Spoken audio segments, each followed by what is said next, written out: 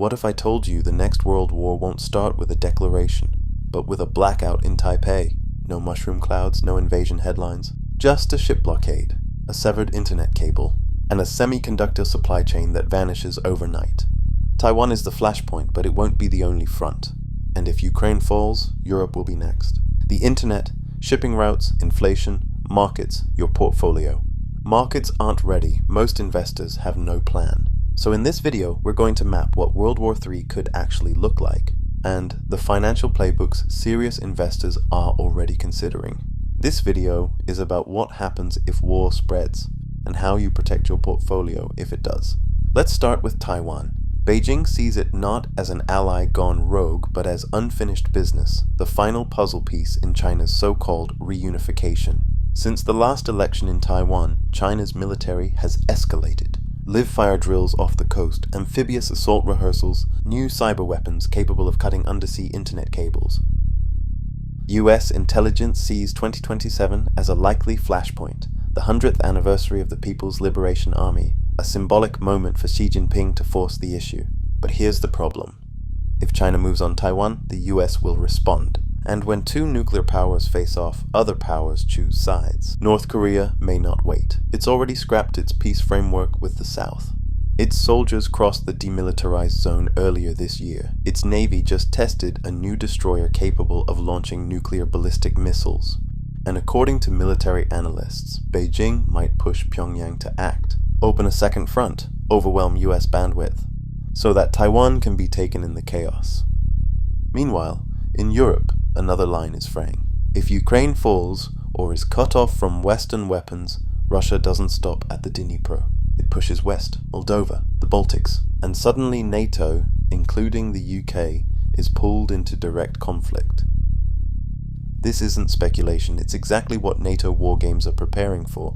A scenario where British and European troops are forced to fight in Eastern Europe, because no one stopped Russia when they had the chance.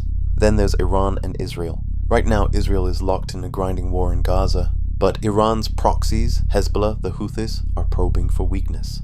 Iran has enriched uranium well beyond civilian levels, and their missiles can reach Tel Aviv. One miscalculation, one assassination, one explosion in a Persian Gulf oil field, and the Middle East erupts. That means energy prices spike. Oil tankers halted, supply chains broken. The entire global energy system swings back into crisis. And don't forget the Balkans. Serbia's government, increasingly aligned with Moscow, still sees Kosovo as illegitimate. There's been border violence, and the moment the world's attention shifts, it may light up again. So what happens to the markets? We've seen the pattern before. Markets don't fear war, they fear the fog before it. Uncertainty, disruption, panic. Then rotation. When Russia invaded Ukraine, oil soared, food prices surged, defense stocks rallied. But tech fell, tourism fell, anything fragile fell hard. The same will happen again, only bigger. Taiwan's chip factories are the beating heart of global tech. If they go offline, it's not just iPhones, it's defense systems, cars, AI labs. Production stalls, prices spike. A Taiwan crisis also blocks trillions in trade through the South China Sea. Insurance costs jump, shipping slows, inflation returns hard. And don't forget those cables. If China cuts Taiwan's internet or hits other fiber routes, it could take whole banking systems offline, even temporarily. This isn't just physical warfare, it's economic disruption by design. So what do smart investors do? First, hedge with volatility. The VIX, Wall Street's fear index, spikes before conflict. Buying call options on the VIX or volatility ETFs is like buying fire insurance. You don't need it every day, but when the fire starts, it's the only thing that saves you. Second, rotate into resilience. Energy, commodities, defense. War needs oil, it needs weapons, it disrupts food. Lockheed Martin, Raytheon, Shell, BAE Systems. These companies thrive in chaos. So do agriculture ETFs, so do gold and uranium miners. Third, protect the downside. The moment war spreads, fragile sectors suffer. Airlines collapse, cruise lines tank, luxury slows. Emerging markets with weak currencies crushed. This is where puts come in. You buy the right to sell before the crash. A small hedge can cover massive losses. But here's the truth, most people get the timing wrong. They panic when the news hits, by then it's too late. The key is to watch the indicators. volatility rising, defense stocks leading, bond markets seizing, oil and wheat surging, dollar dominance accelerating. That's when you know World War III won't arrive all at once. It'll arrive in fragments. First Taiwan, then the DMZ, then Moldova, then maybe your own capital city.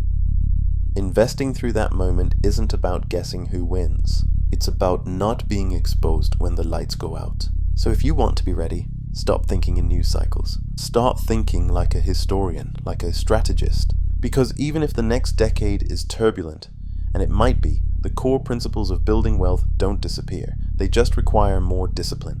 Number 1, stay diversified across systems, not just sectors. That means not having all your wealth exposed to one government, one currency, or one regulatory regime. If all your assets are in dollars, or all in sterling, or all in Eurozone banks, that's concentration risk.